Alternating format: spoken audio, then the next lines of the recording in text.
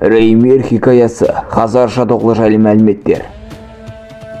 Шын есімі Серхат Тутунлоер. Туған жері Ескішехир, Түркия. Туған жылы күні 1978 жыл 29 маусым, жасы 50-де. Бойы 1,84. Үйленген, әйелі Сен Анкара 2007 жылдан бері. Мамандығы актер. Серхат Мырзаның фильмографиясы. Бар тапқанымыз осы. Кешірім сұраймыз.